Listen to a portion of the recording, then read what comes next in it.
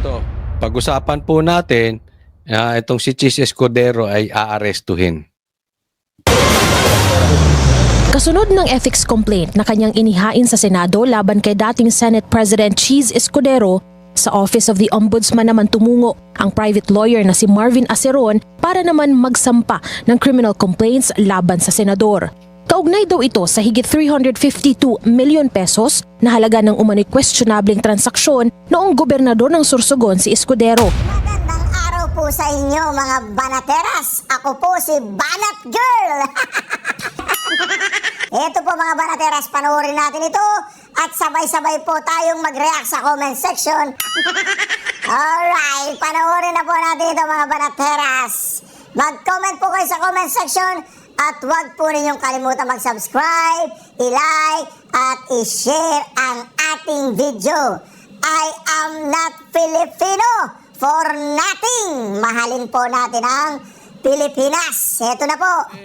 Naku, ang dami pa raw may sakit dahil nung baho pa raw doon sa lugar nila dahil doon sa mga namatay. Yung nangyari daw sa Lindol, wala pa daw yun compared doon sa nangyari doon sa baha. Sabi ko, ang sinisisi nila dyan ay ang Duterte administration. Sabi niya, ang tanong ko sa'yo, may baha ba nung panahon dyan, nung panahon ni PRRD? Alam mo sagot, never pang nagkabaha dun sa lugar na yon. Never pa. That was the first time. Doon pa lang, hindi mo kailangan maging abogado. Yung hindi ka lang tanga, alam mo na ang problema natin ngayon, bakit may nalulunod sa baha, ay dahil yung administrasyon ngayon. Yung mga speaker ngayon. Yung presidente ngayon. Yung mga congressman ngayon. Yung mga senador ngayon. Ang problema nandoon. Bakit sinisilip nyo yung 2019 to 2022 at yan ang inireklamo nyo sa ombudsman patungkol kay Chis Escudero? Ang gago rin no? Ang gago. Alam nyo kung bakit? Easy target si Chis Una, sikat na senador.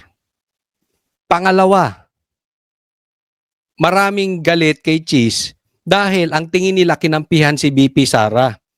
Dahil hindi pinatuloy yung impeachment. Na kung tutusin, tama ang desisyon dahil unconstitutional yun. Illegal po yung impeachment na yun.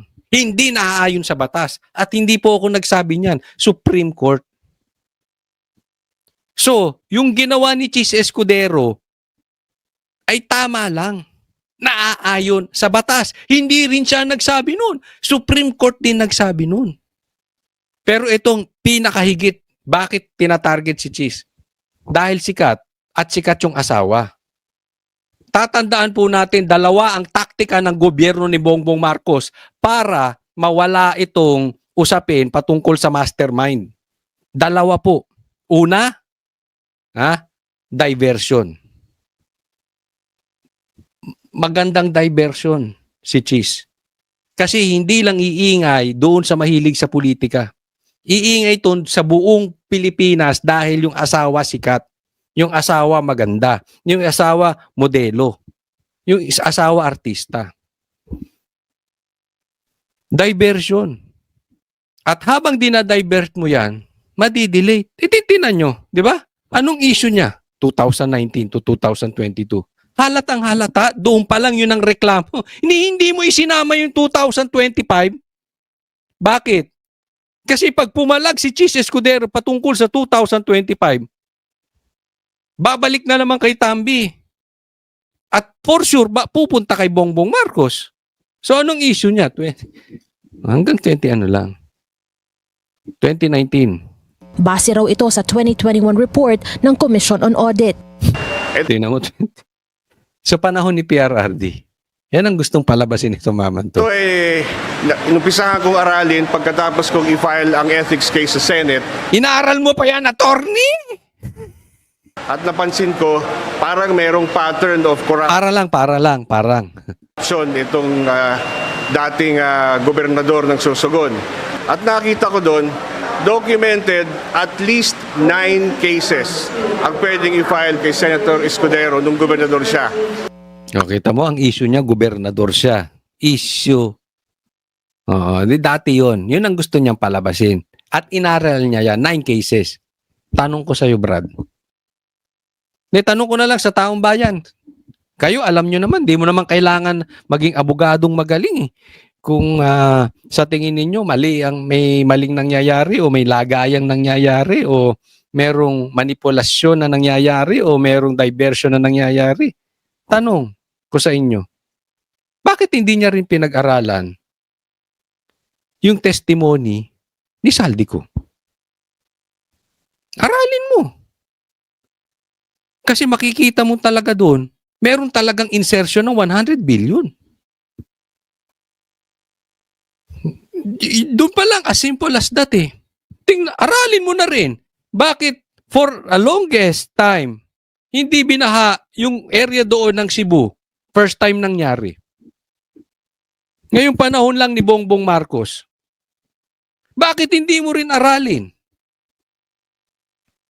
Na yung sinabi ni Gutesa, na ang nagdi-deliver siya ng pera sa bahay ni Romualdez sa Forbes Park. Ang nakita mo yung 2019. Wow. Hindi halata. Hindi halata. Ito mga bata ni Bongbong Marcos, ang dami mo ng Ang dami mong protector, ha?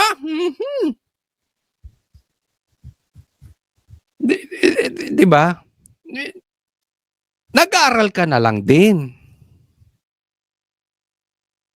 Inaral mo yung korupsyon na naganap. Bilyon ang naganap ngayon. Brad! Daming nalulunod. Nakita mo yung gobernador si Cheese. Pilipinas. Ang dami ngayong abogadong no? Ang daming abogadong gadon. Ayon kay Aceron, kabilang daw sa mga flinag ng COA ang higit 125 million pesos na overlapping infrastructure 2021. Contracts na imposibleng sabay-sabay na magawa ng pare-parehong contractors na may parehong personnel at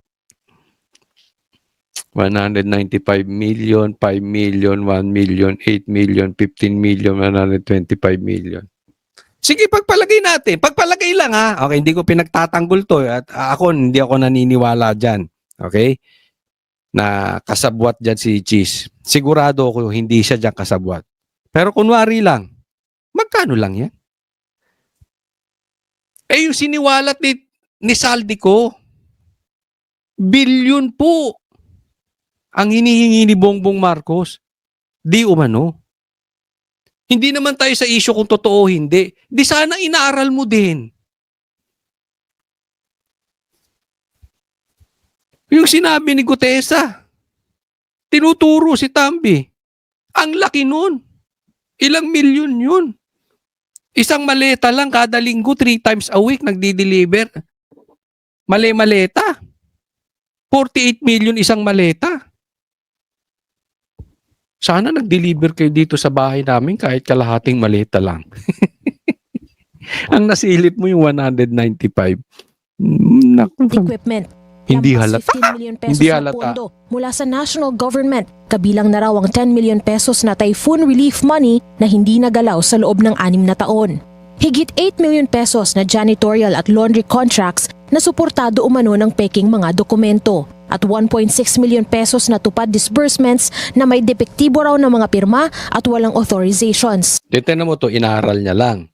Hindi niya naman alam yung pera na punta kay Cheese Escudero. Pero yung kay Tambi, ay kay Gutesa at kay Saldico, first hand. Ano ibig sabihin? Hindi chismis. Hindi lang nila inaral. Hindi lang naikwento sa kanila. Hindi lang nila sinilip sa record. Sila mismo nag-deliver. Matindi po yun. Sila mismo. Ito hearsay. Kasama rin dito ang halos 196 million pesos na property and equipment entries na umano'y ghost at demolished. Sabit sa mga inireklamo ang ilan pang opisyal ng Sorsogon Provincial Government. Paglabag sa Anti-Graft and Corrupt Practices Act at ilang probisyon sa Revised Penal Code ang maaaring kaharapin ng respondents. Essentially, ang ginagawa ko lang sa pagpapaan ng complaint ko, kumuha ko ng ebidensya sa isang ahensya ng gobyerno, yung COA, yun naman ang mandato niya. Inanalyze ko, inaral ko. Pagkaaral ko, isasubmit ko dito sa ombudsman. At sana may mangyari naman, hindi tayo abutin ng siyam-siyam. Hindi ka aabutin ng siyam-siyam, kakampi nyo ombudsman eh. Sino ba naglagay dyan? Hindi nga karapat-dapat yan si Boying na ombudsman di umano eh. Dahil politiko, may kaso pa, pero naging ombudsman dahil kay Bongbong Marcos. Tatakbo yan. Hindi kayo abutin ng siyam-siyam dyan. Tingnan nyong mabuti. Marami raw maaaresto. Gustahan tayo. Hindi ipaparesto si Tambaluslos. Ang maaaresto pa yung iba. Di dyan pa lang lantarang lokohan na ginagawa ng gobyernong ito.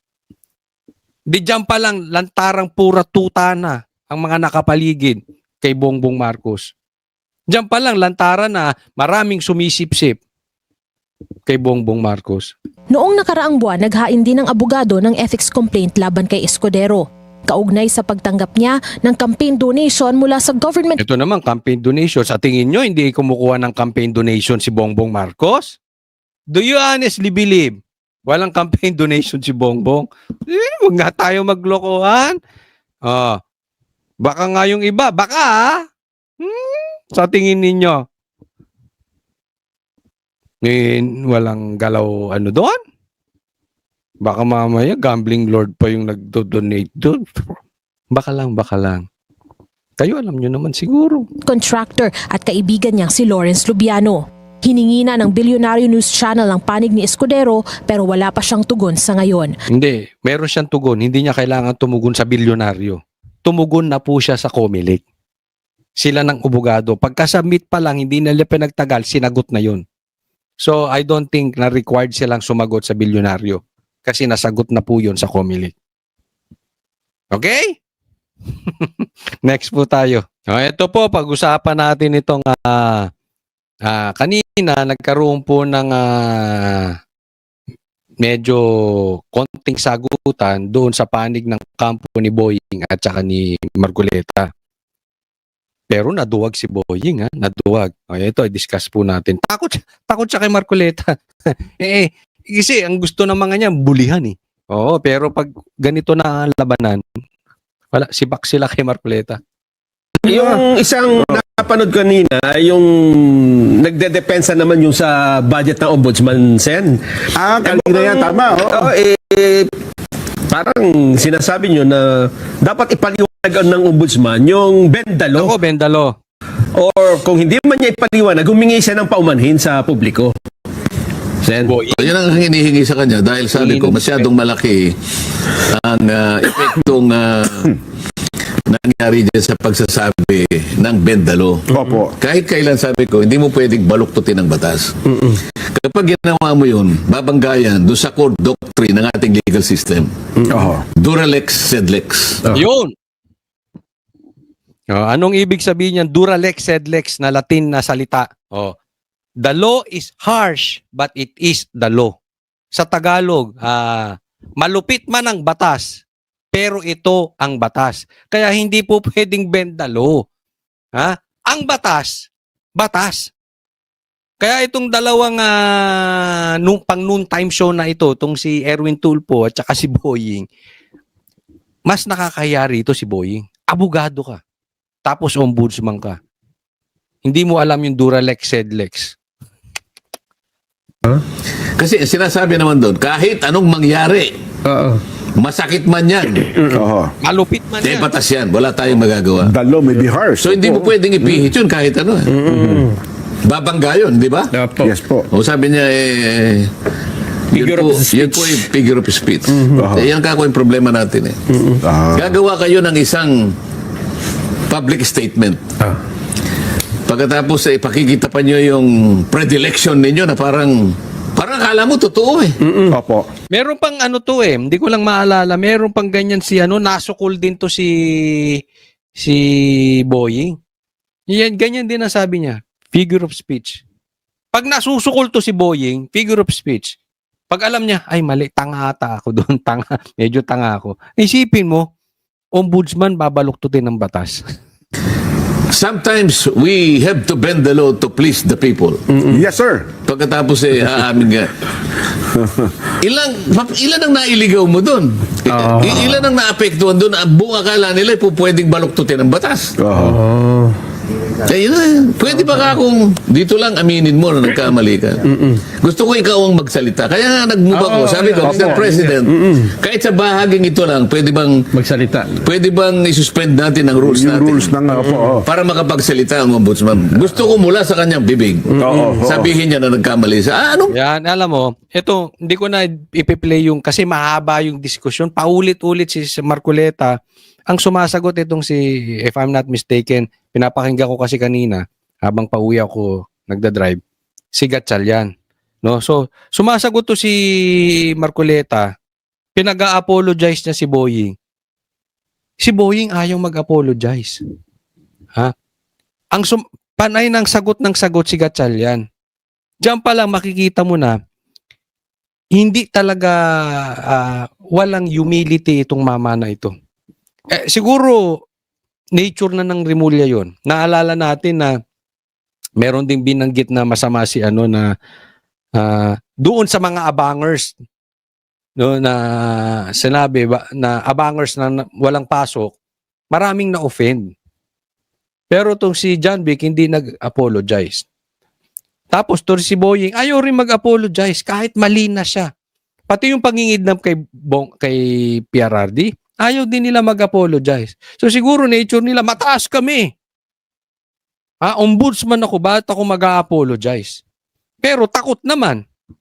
Ang sagot si Gatchalian. Sa katunayan, yung dulo nito, pinagtanggol pa siya ni Risa. Hindi na siya pinagsalita.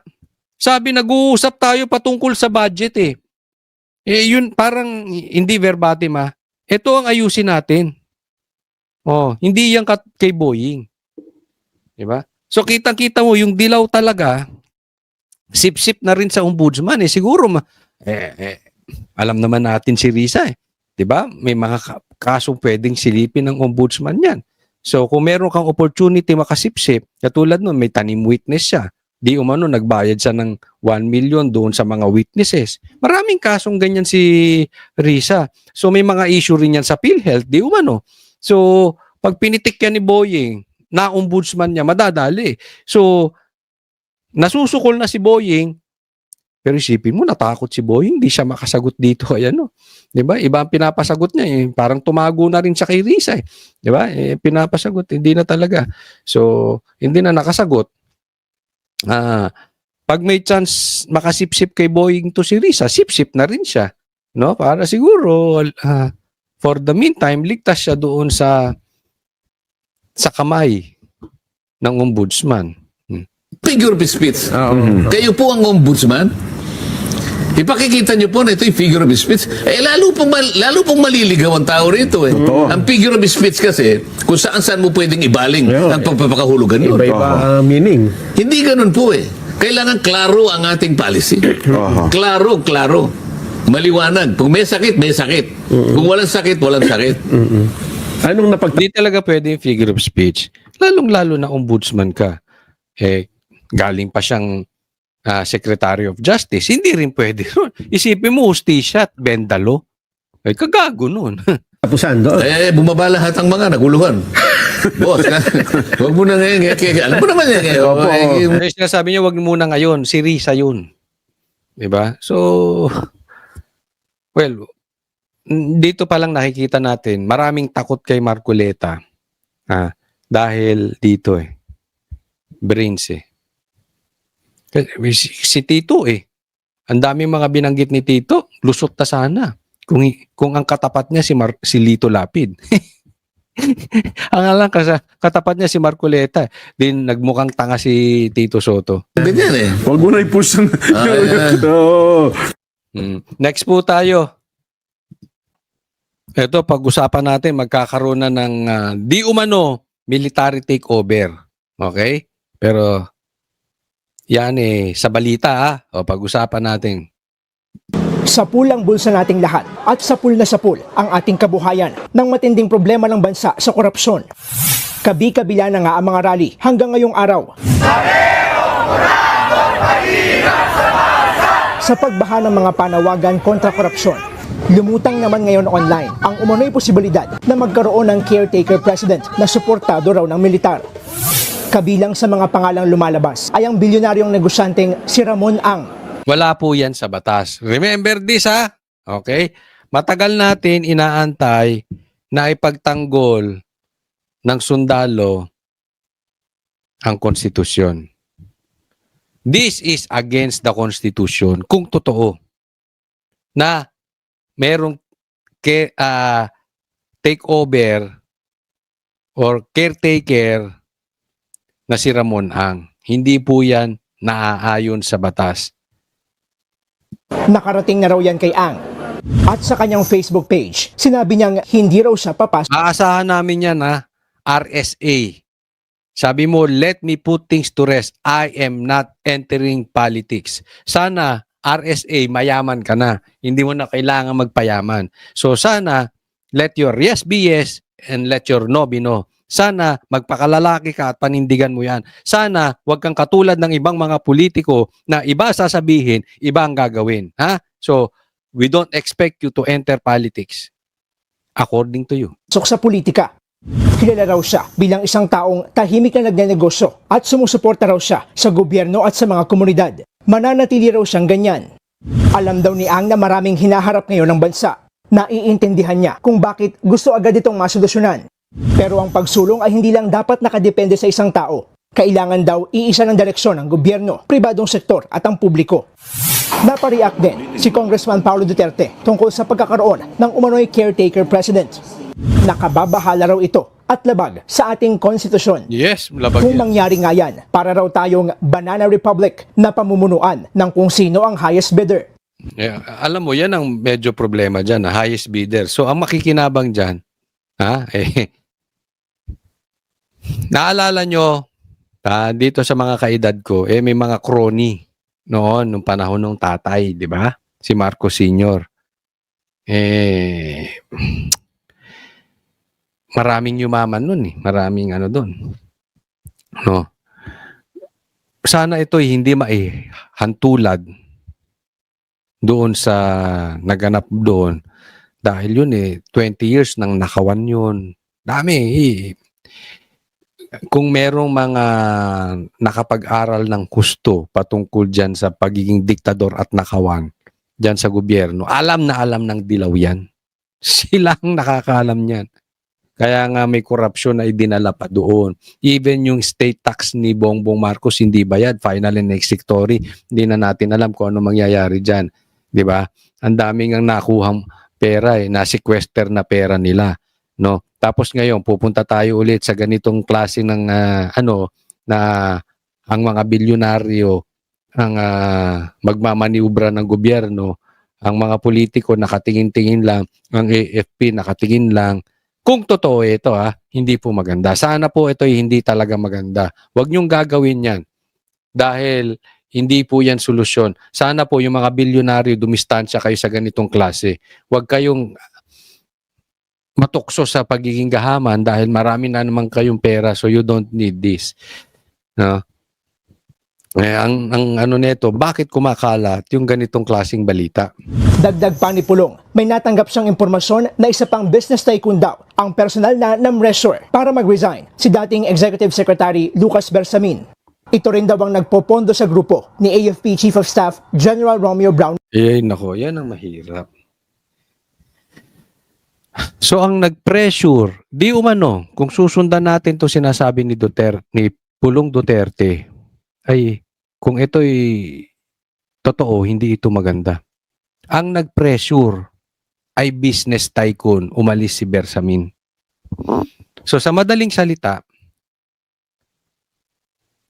tuta na lang to si Bongbong Marcos. Kung totoo ito pon na lang siya, pon. Tau-tauhan. Ang nagpapatakbo ng gobyerno natin, yung mga business tycoon, yung mga bilyonaryo. Diba? Eh hindi to talaga maganda. At ang pumupondo sa AFP chief na si Browner, yung grupo ni Browner. Ba, edi kontrolado mo ang executive dahil napatanggal mo si Bersamin at kontrolado mo ang AFP. Dahil ikaw ang pumupunto dyan. This is very, very, very dangerous sa bansang Pilipinas. Lulubog talaga tayo dito. Asahan ninyo, pag lumubog ng tuluyan ang bansang Pilipinas at iilan lang ang mayayaman, yung mga business tycoon, asahan ninyo, totoo tong sinabi ni Pulong. Kasi ganyan na pong pupuntunguhan yan. They will prioritize yung mga business tycoon. Di bali na makawawa yung mga may hirap. Sana lang mali si Pulong Duterte. Kasi nakakaawa po tayo. Jr. Kung totoo raw ang mga impormasyong ito, sabi ni Pulong, iniimpluwensyahan at minamanipula ng mga makapangyarihang negosyante ang ating gobyerno. Nakabalik na raw ang mga oligarch. Ayon naman sa Armed Forces of the Philippines, hindi sila magpapadala sa mga walang basihang impormasyon. Sa programa naman ng One Balita Pilipinas, nakapanayam ni Frontline Pilipinas anchor Cheryl Cosem, si Baguio City Mayor Benjamin Magalong.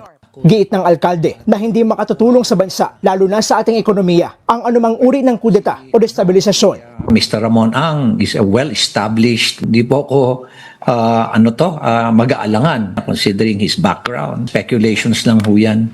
At sa ngayon, wala akong nakikitang paraan na magkakaroon ho ng successful na destabilization. I don't think the military will ever be compelled to do something extrajudicial unless there is a compelling reason. Ayun. Hindi natin alam kasi sabi niya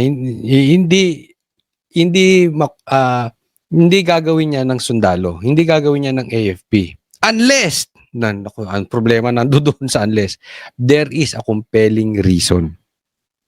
Ano ba yung compelling reason? Kung adik ang presidente, compelling reason ba? Para gumalaw ang AFP? Kayo nagtatanong lang. Kung bilyon-bilyon ang ninanakaw ng speaker, is that a compelling reason? Kung umabot na sa trilyon ang flood control projects, trilyon yun, trilyon, is that a compelling reason for the AFP to stand for the Constitution? Nagtatanong lang tayo Kasi yung pagiging adik, pinatunayan mismo yan ng kapatid. So ano ba yung sinasabi ni Magalong na compelling reason? Kung weekly ba nagdi-deliver ng milyon-milyon na pera sa mga bahay ni Tambaloslos at ang mga kontraktor ay pag-aari mismo ng mga congressman, is that a compelling reason for the AFP? Tinatanong ko lang po si Magalong. Ano kaya ang ibig sabihin ng compelling reason para gumalaw yung AFP? Nagbabalita mula sa Frontline, Brian Castillo, News 5. Next po. Eto po, naalala nyo yung sa simula na pinahulaan ko sa inyo kung ano yung regalo sa akin ni VP Sara, yung number 21. Ito. 2 CDO na corn beef. Classic pa, classic. Ng sweet mo, VP Sara, sweet mo. Hindi mo man lang ginawang Pure Foods o ano pa ba yung mga sikat na corn beef? Di ba? Hindi, pero may ibig sabihin si VP Sara niyan. Ba't hindi man lang Pure Foods? Bakit CDO? Kasi may meaning po yung CDO. O, ano sa tingin ninyo? Anong meaning ng CDO para sa kanya? Patama po yan, patama. No, binabanatan yan si Bongbong Marcos. Ang ibig sabihin niyan, corruption at drug overdose. Yan daw ang magpapabagsak kay Bongbong Marcos. Yang CDO. Corruption at drug overdose. Patay ka dyan, Bongbong Marcos.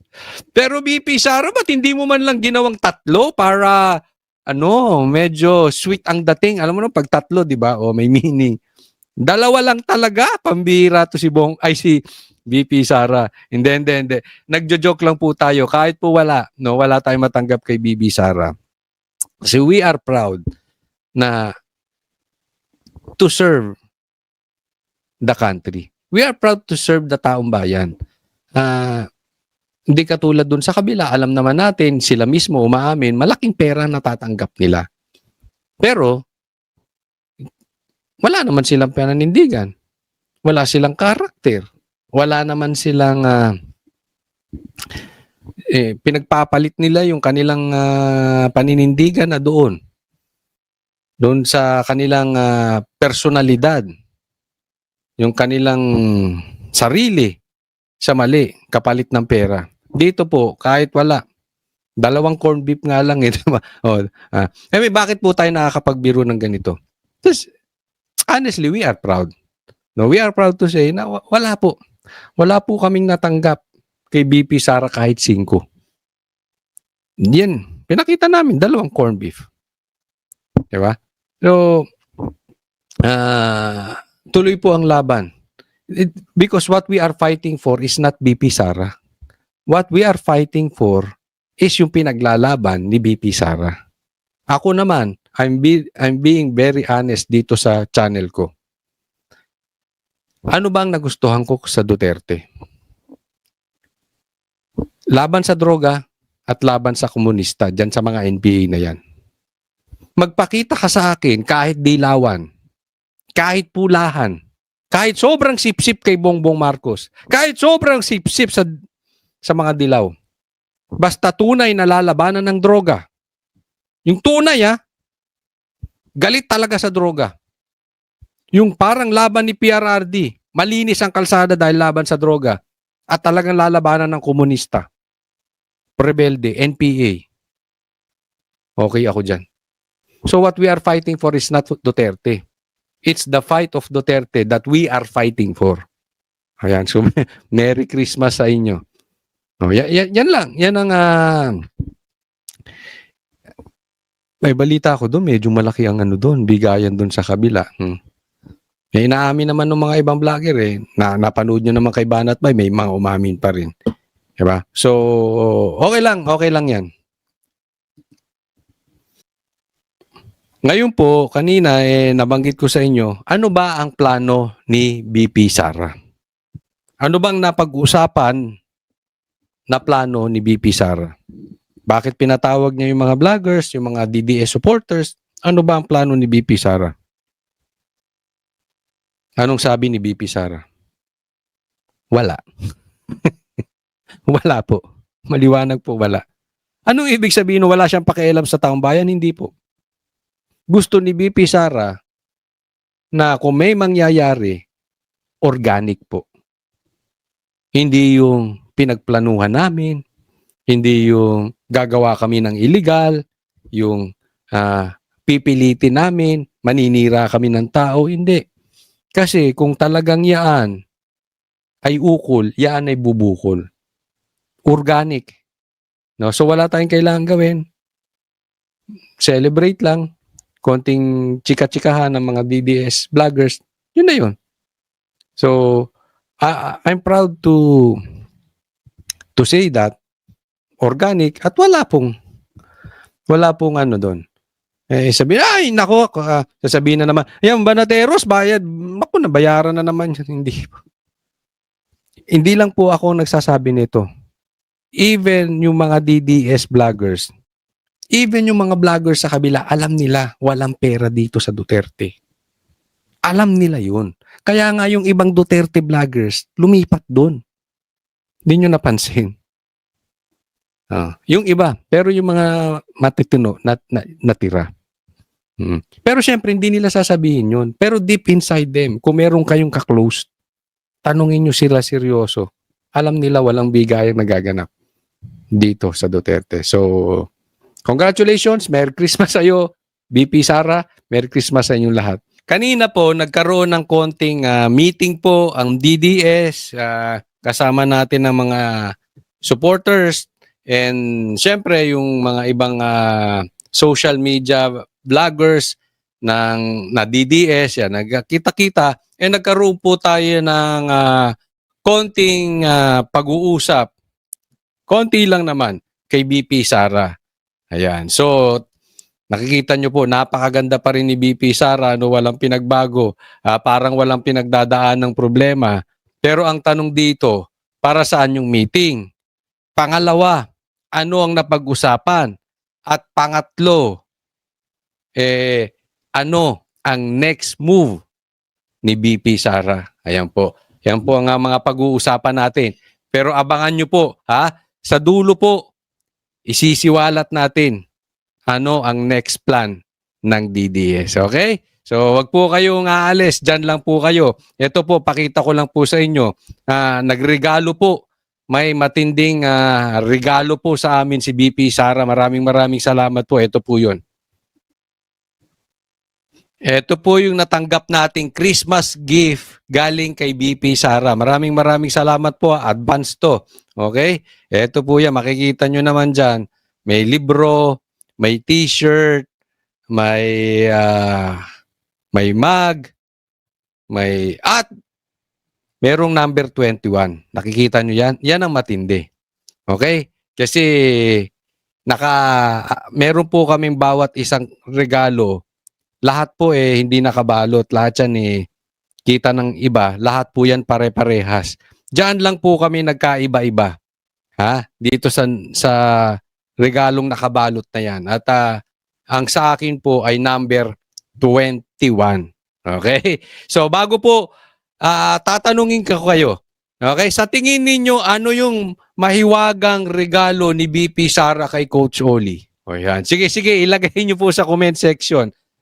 O ano sa tingin nyo yan? Yan naman, makikita nyo naman na parang pahabas siya na mas mataas ng konti doon sa tasa. Ayan. So, ano sa tingin ninyo yan? Sige, lagay nyo dyan sa comment section, Ayan. Oo, yan talagang regalo ng Office of the Vice President kay Coach Oli. Okay? Mamaya po, i-reveal po natin kung ano yung regalo sa atin ni BP Sara. Kaya nga po, mas maganda ilagay nyo na ngayon para tingnan natin sa bandang uli kung tumama kayo ng hula. Okay? Sige, next tayo. Simulan na po natin ang ating balita. Ito, good news o bad news? Kayo tingnan natin. Papakasuhan na si Martin Tambalos Los Romualdez ni Bongbong Marcos. Good news, bad news? Pag-usapan natin. Nakasuhan na si Romualdez.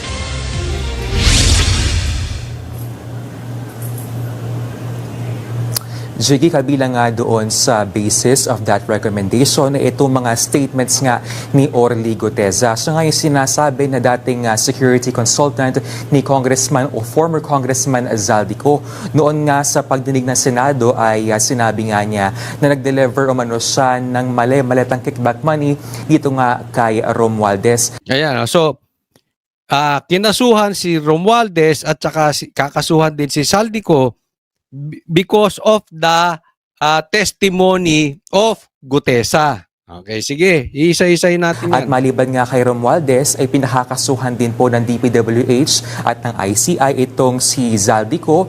ICI and DPWH ang nagpapakaso, okay? At kabilang nga doon nga sa kanilang mga sinabit kanina dito po sa Office of the Ombudsman ay itong higit 100 bilyong pisong halaga ng kontrata from 2016 to 2025 nitong Talagang kasama pa. Buwisit! Talagang sinama pa from 2016 to 2025. Kailangan yung paglubog ng adik na si Bongbong Marcos o kung lulubog man ang kanyang administrasyon, kailangan idamay pa Duterte, pambira talaga, halatang halata. West at high-tone construction na pareho pong iniuugnay kay Ko. Narito po ang pahayag ng DPWH at ng ICI. Speaker Martin Romualdez, siya ang naging speaker from 2022 to 2025. Si former Congressman Zaldico ang napili na Committee on Appropriations Chairman. Dun sa relationship na yon, no, nangyari itong mga iba't ibang kontratang ito. Hindi pwedeng maghugas kamay ang mga public officials. Bakit? Walang pumilit sa kanila. Kaya tanggapin nila yung obligasyon. Tanggapin nila na kailangan silang sumunod sa mga batas. Tatandaan nyo po parang lumabas ay napilitan lang po kasuhan si Tambi. Kasi yung unang labas ng investigasyon, walang kaso si Tambi. Before, let me remind you, before INC rally at saka yung rally dyan sa People Power Monument, walang kaso. Hindi kasama sa pinag-uusapan, remember? Si Bongbong Marcos ang sabi nga niya, wala pa siyang nakikita patungkol kay Tambaluslos as of now. Pero napilitan sila kasi sinisilip Hindi po pwedeng si Saldico lang ang kakasuhan. Dapat kasama si Tambaluslos. Ngayon, no choice sila para lang masabi, may masabi lang na ginagawa ng pamahalaan ng tama ang investigasyon. So kailangan na nilang idamay si Tambiloslos. Bago nga isubmit itong recommendation ng ICI at ng DPWH dito po sa Office of the Ombudsman ay naglabas nga itong si President Bongbong Marcos na video statement kaugnay po doon sa possibility na makasuhan nga itong kanyang pinsan. Narito po ang pahayag ng Pangulo.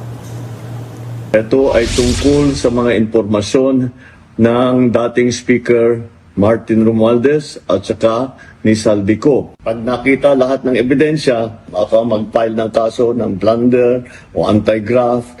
Baka lang for Bongbong Marcos. O indirect bribery. Malakas naman ang loob natin na yung ombudsman, ang ginagawa lamang ay sumusunod sa ebidensya. JC, Alam nyo, kung ako tatanungin, palabas lang nila ito. Pautot. Kunwari, ipinapasa na sa ombudsman, pero yung ombudsman, hindi yan gagalawin si Tambi. Hindi nila kayang galawin yan. Kasi, pag talagang ginipit to si Tambi, isisiwalat niya to si Bongbong. That's for sure. Kasi hindi naman po pwedeng ang nagmanipulate lang yan. Ang arkitekto lang ng pagnanakaw. Hindi naman pwedeng ang mastermind si Tambi Alam niya ni Bongbong Marcos, yan nga ang sinabi ni Saldico, di ba? Ang pagkakaiba lang, ayaw nilang tanggapin yung testimony ni Saldico kasi hindi siya under oath. Ang tinanggap lang nila yung kay Gutesa. Pero remember, yung salaysay ni Gutesa ay sinabi niya nag-deliver din siya sa Malacanang. Hindi lang nga niya naidikit na ang tumanggap noon ay si Bongbong Marcos pero nag-deliver din siya sa Malacanang. Kaya nga kine-question din na peke daw yung salaysay niya kasi yung notaryo hindi totoo. Pero hindi na kailangan yung notaryo dahil nag-under oath siya. Pinapalusutan ngayon ng issue. Naiintindihan nyo yung connection ng dahil doon, kailangan pauwiin muna dito si Saldico. So alam naman natin anong mangyayari pag pinauwi dito. So anong sitwasyon meron tayo ngayon? May lalagyan ng warrant of arrest si Saldico. Pero itagaan nyo sa bato, hindi nila ipa-aresto si Tambi. Kahit nandito, ang sabi ni Tambi, hindi siya aalis ng bansa. Ang sabi niya, nandito lang siya sa NCR. Hindi siya magtatago. Di umano, yan ang sabi ng kampo niya. So in short, haharapin niya dahil malinis ang kanyang konsensya.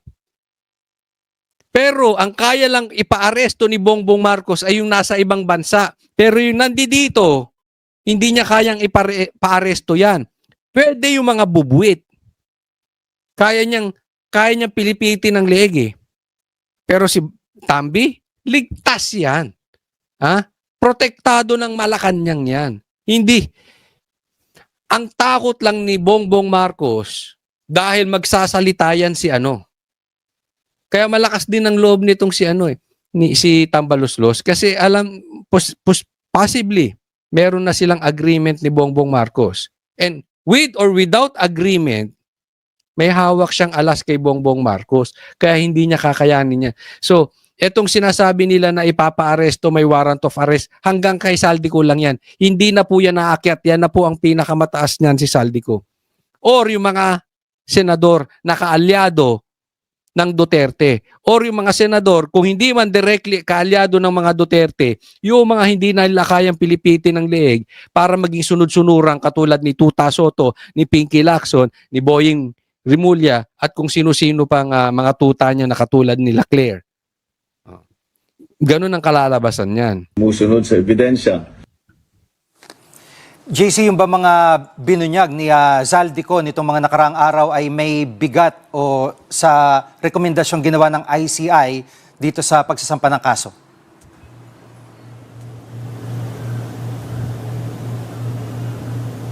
Jiggy, to recall ay kinonfirm nga ni Zaldico sa kanyang video expose itong mga pahayag ni Orly Guteza. Pero ayon po sa DPWH ay kanila pong hindi isinama doon sa kanilang referral itong mga pahayag ni Zaldico. Dahil ito raw po ay hindi isinumpaan ng former lawmaker. Kaya po Yung DPWH under etong si kalimutan ko yung secretary na yan. Hindi po yan niya tatanggapin talaga yung salaysay ni Saldico dahil itinuturo si Bongbong Marcos. Alam naman natin na nung nagsalita si Amy, dinipensahan na nila yan. Dinipensahan na po na nila si Bongbong Marcos. So alam na natin ang kalakaran nitong DPWH secretary na to. Ito namang ICI, ang bumuo niya ni executive, si Bongbong Marcos din. So hindi rin yan ididiin si BBM. Diba? Kaya nga, sabi, hindi talaga nila yung tatanggapin. Ang gusto nila, ang tingnan nyo, ang litanya ng dilaw, parehas. Ang litanya ng pula, parehas. Pauwiin si Saldico. Alam naman natin pag pinauwi kung ano mangyayari kay Saldico. Diba? Pipilipitin ang leeg niyan. Iibahin niya ng kwento. Kakausapin niyan, lalagyan niya for whatever reason. Basta lang baguhin yung kanyang statement. Kung hindi papatayin. But according to Saldico, papatayin siya. hirit nila kaya Zaldico umuwi ng Pilipinas. Jiggy. At sa ibang usapin, naglabasan ng guidelines ang ICI sa pagsasapubliko ng mga pagdidig nito. Anong detalye nito?